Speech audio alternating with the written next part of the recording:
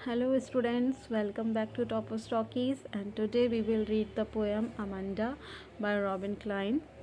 Amanda एक poem है बच्चों एक एडोलेसेंट गर्ल के बारे में जिसकी मदर उसे कॉन्स्टेंटली पॉइंट आउट करती है फॉर मेकिंग मिस्टेक्स। और वो मिस्टेक्स के लिए इसलिए उसे बार बार पॉइंट आउट करती है क्योंकि उसकी मदर के अकॉर्डिंग जो मिस्टेक्स अमेंडा करती है वो सोसाइटी के कोड ऑफ कंडक्ट का पार्ट नहीं है। जो सोसाइटी में जिस सोसाइटी में हम रहते हैं उसमें कुछ नॉर्म्स होते हैं, उसके रूल्स रेगुलेशंस होते हैं जो हमें फॉलो करने पड़ते हैं, मैनरिज्म्स होते हैं जो हमें फॉलो करने पड़ते हैं। तो कुछ हैबिट्स ऐसी है अमेंडा की जो वो मैनरिज्म में नहीं आती हैं, तो इसीलिए उसकी मदर उन हैबिट्स को लेकर के और उन चीज़ों को लेकर के उसको बार बार टोकती हैं, उसे पॉइंट आउट करती हैं, जिससे अमेंडा थोड़ा फ्रस्ट्रेटेड फील करती है और उससे बचने के लिए उससे एस्केप मैकेनिज़्म अपनाती है। और वो एस्केप मैकेनिज़्म है उसका इमेजिनेशन, एक डे ड्रीमिंग जो वो उसकी मदर की नैगिंग से बचने के लिए करती है। और वो डे ड्रीमिंग जो है इमेजिनेशन है उसमें वो अपने आप को अलग अलग रूप में इमेजिन करती है जहाँ पे वो एकदम फ्री है, कोई उसको रोकने टोकने वाला नहीं है। तो इस तरीके से वो अपनी मदर की नैगिंग से बचने की कोशिश करती है। तो उसकी मदर उसको किन किन चीज़ों के बारे के लिए डांटती है और किस तरीके से अमेंडा अपने आप को इमेजिन करती है, तो यही इस पोएम में आज हम पढ़ने वाले हैं। ओके, तो शुरू करते हैं पोएम के फर्स्ट स्टैंजा से, जो है उसकी मदर के बारे में, जो उसकी मदर उसको कुछ इंस्ट्रक्शंस दे रही हैं यहाँ पर फर्स्ट स्टैंजा में। And she says don't bite your nails Amanda. Okay, उसकी मदर उसको कहती हैं कि अपने नेल्स बाइट मत करो, मतलब उसको अमेंडा को नेल्स जो होती है नाखून चबाने की आदत होती है कुछ बच्चों को, तो उसी तरह से अमेंडा को भी सेम हैबिट है। उसके लिए उसकी मदर उसको मना करती हैं कि don't bite your nails Amanda, अपने नेल्स मत काटो। And don't hunch your shoulders Amanda, उसको अमेंडा को कंधे झुका के बैठी हुई है वो, तो उसकी मदर उसको कह रही है कि कंधे झुका कर के मत बैठो। Stop that slouching and sit up straight Amanda. और स्लाउचिंग होता है बच्चों सिटिंग इन अ लेज़ी वे, ठीक है, बहुत आराम से ऐसे बैठना, जो कि प्रॉपर पोस्चर में ना बैठ करके। तो उसी तरीके से उसकी मदर उसको कहती हैं देख कर कि इस तरीके से मत बैठो, लेज़ी वे में मत बैठो, कंधे झुका कर मत बैठो, एकदम स्ट्रेट बैठो। ओके, देन नेक्स्ट, अब ये जो नेक्स्ट जो पैराग्राफ है बेटा, यहाँ देखो आप पैरेंथेसिस में, ये ब्रैकेट्स में है, इसे पैरेंथेसिस बोला जाता है। तो ये ब्रैकेट्स में जो पैराग्राफ है ये एक्चुअल में अमांडा की इमेजिनेशन है, डे ड्रीमिंग है, जो वो अपने आप को इमेजिन करती है, उसके लिए पैराग्राफ दिया गया है पैरेंथेसिस में। तो यहाँ पर अमांडा अपने आप को इमेजिन करती है और कहती है कि देयर इज़ अ लैंग्वेड एमराल्ड सी। लैंग्वेड का मीनिंग होता है बच्चों शांत, ठीक है, जिसमें कोई मूवमेंट ना हो, रिलैक्स्ड एकदम। तो यहाँ पे रिलैक्स्ड से मतलब है कि जो वाटर है उसमें कोई मूवमेंट नहीं है, सी के कोई वेव्स नहीं आ रही हैं उसमें, इतनी बहुत ही शांत है। एमराल्ड सी, एमराल्ड जो होता है बेटा एक प्रेशियस स्टोन है जिसका कलर ग्रीन होता है। तो सी के कलर को एक्चुअल में यहाँ पर दिखाने के लिए पोएट ने उसे डायरेक्टली कंपेयर किया है एमराल्ड से। तो एक्चुअल में यहाँ पे पोएट कहना चाहते हैं कि जो सी का कलर है, वाटर का कलर है, वो ग्रीन है। Okay, where the sole inhabitant is me. अब अमेंडा कहती है कि वो जो कलर है सी का, ग्रीन कलर का सी है और एकदम शांत है, वहाँ पे कोई इतना मूवमेंट नहीं है वाटर का। तो उस ऐसे सी के अंदर जो सोल इनहैबिटेंट है, उस सी की, सोल मतलब इकलौती, ओके, इनहैबिटेंट है निवासी, तो वहाँ पे जो इकलौती निवासी है उस सी की, वो कौन है? अमेंडा। मी यहाँ पर रेफर करता है अमेंडा को, तो वो अमेंडा है। और किस रूप में है वो वहाँ पर? अ मरमेड, एक जलपरी के रूप में। ओके, जिस तरीके से पानी में जलपरी होती है ना, उसी तरीके से वो वहाँ पर एक जलपरी के रूप में रह रही है। ड्रिफ्टिंग ब्लिसफुली, ड्रिफ्टिंग मतलब कैरिड स्लोली, तो पानी के थ्रू उसको धीरे धीरे वो बहा करके अपने आप अपने फ्लो के साथ उसको बहा करके ले जा रहा है। और ब्लिसफुली का मतलब होता है बेटा हैप्पीली, हैप्पीली वो वहाँ पर उस फ्लो के साथ आराम से धीरे धीरे बह रही है, ठीक है, स्विम कर रही है। तो और कोई उसको वहाँ पर रोकने टोकने वाला नहीं है, फुल फ्रीडम है उसके पास और बिल्कुल अपनी फ्रीडम को वो वहाँ पर एंजॉय कर रही है। ठीक है। तो ये इमेजिन करती है वो अपनी मदर की, जब उसको उसकी मदर उसको डांटती हैं, तो उसके बाद वो इसका इमेजिनेशन है। नेक्स्ट जो पैराग्राफ है बेटा, अगेन उसकी मदर उसको कुछ चीज़ों की याद दिलाती है, कुछ क्वेश्चन उससे पूछती हैं कि did you finish your homework Amanda, कि क्या तुमने अपना होमवर्क फिनिश किया। उनकी हो सकता है उसकी मदर ने उसको पहले होमवर्क फिनिश करने के लिए बोला हो, तो अब उससे क्वेश्चंस पुटअप कर रही है कि क्या उसने ऐसा वो काम कर ली है जो उन्होंने कहा था उसे करने के लिए। तो did you finish your homework Amanda, did you tidy your room Amanda, कि तुमने अपना रूम साफ़ कर लिया है। I thought I told you to clean your shoes, Amanda कहती कि हाँ मुझे याद है कि मैंने तुम्हें कहा था कि तुम्हें अपने शूज़ क्लीन करने हैं, तो क्या तुमने ये सारे काम कर लिए हैं। ओके, तो फिर से इसके बाद अमांडा अपने आप को फिर से इमेजिन करना शुरू कर देती है, और वो इमेजिन क्या करती है, अब अपने आप को एज एन ऑर्फन इमेजिन करती है। ऑर्फन जिसके पेरेंट्स नहीं होते हैं, जिस बच्चे के, उसे ऑर्फन बोला जाता है, हिंदी में जिसे अनाथ बोला जाता है। तो आई एम एन ऑर्फन, तो कहती है कि मैं एक ऑर्फन हूँ, रोमिंग द स्ट्रीट, गलियों में घूम रही है। वो ऑर्फन है, अनाथ है, पेरेंट्स नहीं है, कोई रोकने टोकने वाला नहीं है, फ्रीली गलियों में घूम रही हैं। I pattern soft dust with my hushed bare feet, और जो वहाँ पर रेत पड़ी हुई है, जो धूल पड़ी है, उसके ऊपर अपने हस्ट मीन्स क्वाइट, बेयर फीट मतलब पैरों में कुछ भी नहीं पहना हुआ है उसने, अनकवर्ड है उसके फीट। तो बेयर फीट से वो वहाँ पर सॉफ्ट डस्ट है, डस्ट एकदम सॉफ्ट है, उस पर पैटर्न्स ड्रॉ कर रही है, कुछ बना रही है, डिज़ाइंस बना रही है उस पैरों से। The silence is golden, the freedom is seat, या उस, और वहाँ जो साइलेंस है, अब वो साइलेंस उसके लिए कितनी प्रेशियस है, तो उसको दिखाने के लिए, उसको शो करने के लिए पोएट ने साइलेंस को डायरेक्टली कंपेयर किया गोल्डन से। गोल्ड जो कि प्रेशियस मेटल है, तो उससे उसको कंपेयर किया गया है, गोल्डन है, कि वो साइलेंस उसके लिए बहुत प्रेशियस है। And the freedom is sweet, और वो जो फ्रीडम उसको वहाँ मिल रही है वो एक स्वीट की तरह ही बिल्कुल स्वीट है।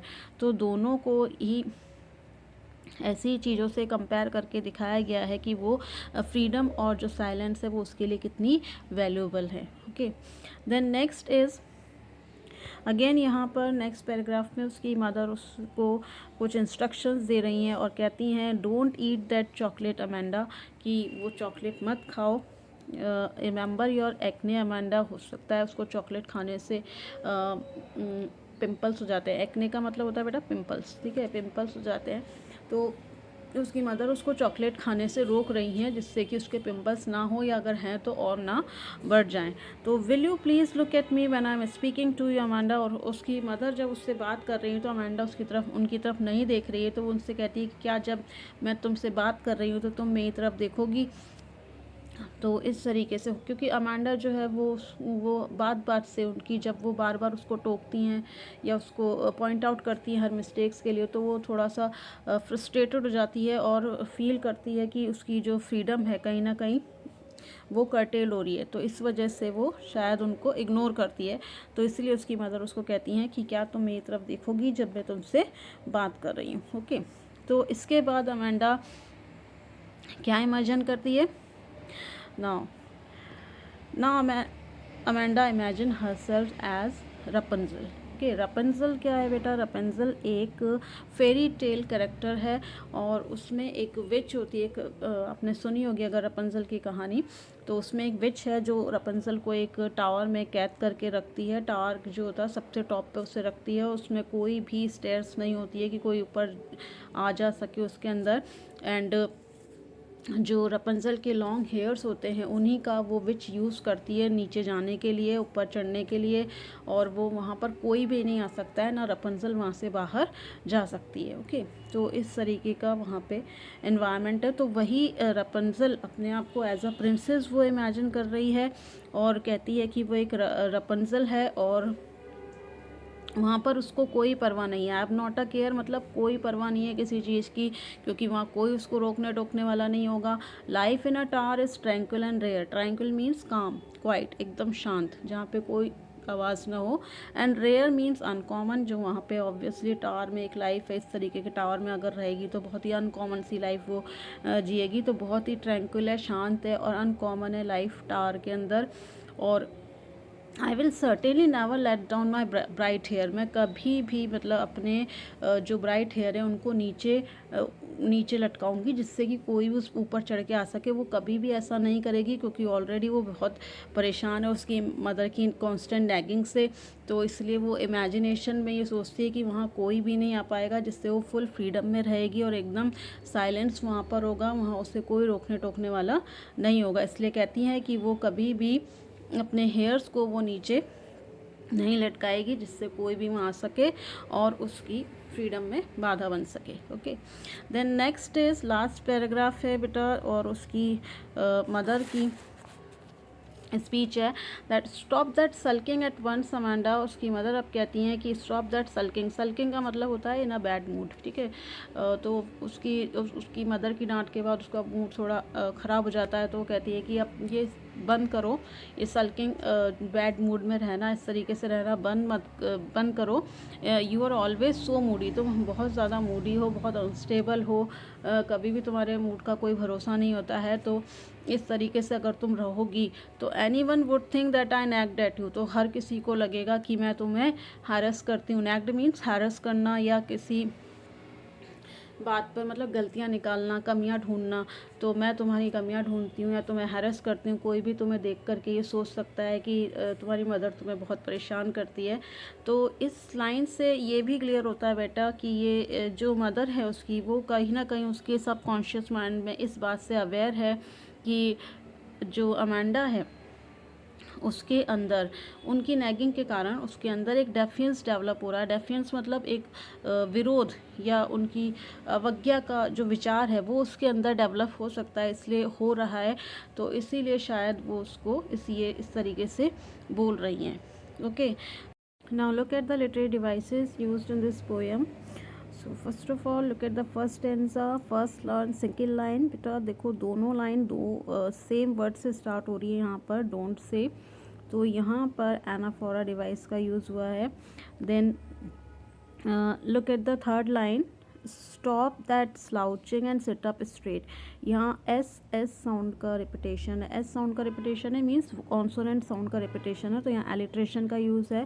Then don't hunch your shoulders, O sound का रिपीटेशन हो रहा है, यहाँ पे वॉवल का रिपीटेशन है, दैट इज एजोनेंस डिवाइस का यहाँ यूज़ हुआ है। Then in the next paragraph, a mermaid यहाँ पर एक डायरेक्ट रेफरेंस दिया गया एक वेल नोन क्रीचर को, तो यहाँ एलूजन का यूज़ है। जब हम डायरेक्ट रेफरेंस देते हैं किसी वेल नोन क्रीचर को, तो वहाँ पर एलूजन का यूज़ होता है, तो यहाँ पे एलूजन का यूज़ हुआ है।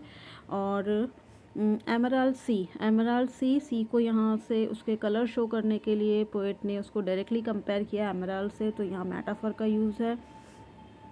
Then in the next stanza, did you finish your homework and did you tidy, दोनों लाइन बेटा डिड से स्टार्ट हो रही हैं, तो अगेन यहाँ पर एनाफोरा का यूज़ किया गया है। Then I told you to clean your shoes, O sound का यहाँ पर रिपीटेशन है, ओ साउंड का, तो एजोनेंस का यहाँ पर यूज़ किया गया है, वोवल साउंड का रिपीटेशन है। And in the next one, the silence is golden, the freedom is sweet, यहाँ पे साइलेंस को गोल्डन से कंपेयर किया गया है, डायरेक्ट कंपैरिजन है। फ्रीडम को स्वीट से कंपेयर किया गया है, तो डायरेक्ट कंपैरिजन है दोनों में, तो यहाँ मेटाफर का यूज़ किया गया है। And in the next paragraph, will you please look at me when I am speaking to you, इस पूरी लाइन के अंदर बेटा ओ और ई साउंड का रिपीटेशन है, तो ओ और ई जो है वॉवल्स हैं, तो वॉवल साउंड का रिपीटेशन है, दैट मीन्स एजोनेंस का यहाँ पर यूज़ हुआ है। Then in the next paragraph, I am Rapunzel, I have not a care, यहाँ पर अगेन रैपुंज़ल एक फेमस फेरी टेल कैरेक्टर है, जब उसको यहाँ पर रेफरेंस दिया गया जिसका, तो यहाँ पर भी एल्यूजन का यूज़ किया गया है। And in the next line, stop that sulking at once, S sound का रिपीटेशन है, दैट इज़ एलिट्रेशन का यहाँ पर यूज़ किया गया है। ओके, तो ये सारे लिटरेरी डिवाइसेस हैं जो इस पोएम में यूज़ किए गए हैं। Now the rhyming scheme of the poem, rhyming scheme के लिए हम सबसे लास्ट वर्ड देखेंगे पोएम के, ठीक है। First of all Amanda, Amanda, second is Amanda, दोनों की राइम सेम है, दोनों को हम सेम नाम देंगे, A and A. Then straight, straight जो वर्ड है उसकी राइम ए से मैच नहीं होती है, तो इसलिए उसको नाम देंगे हम B, okay. Then Amanda again match पूरी उसकी साउंड ए से, तो ए नाम देंगे उसको। देन सी मी ब्लिसफुली, इन तीनों की राइम जो है बेटा वो मैच करती है, ई ई साउंड इस तीनों में रिफ्लेक्ट हो रही है, तो इन तीनों को सेम नाम देंगे, सी सी सी, तो E. This is the rhyming scheme of the poem, A B A C C C. और सेम राइमिंग स्कीम है सभी स्टेंजास की। जो लास्ट स्टेंजा है पोएम का, उसकी राइमिंग स्कीम फर्स्ट वाले स्टेंजा की तरह ही रहेगी, ओके। ए बी ए, क्योंकि बाद में उसके पैरेंथेसिस वाला पैराग्राफ नहीं है जो जिसकी सी सी है, तो इसलिए उसकी राइमिंग स्कीम फर्स्ट वाले की तरह ही रहेगी same, okay. It's all about the poem Amanda. And one more thing I want to say, that if you really like my video, then like it, share it, and please comment to let me know that you really like the content. Don't forget to subscribe my channel. Thank you so much.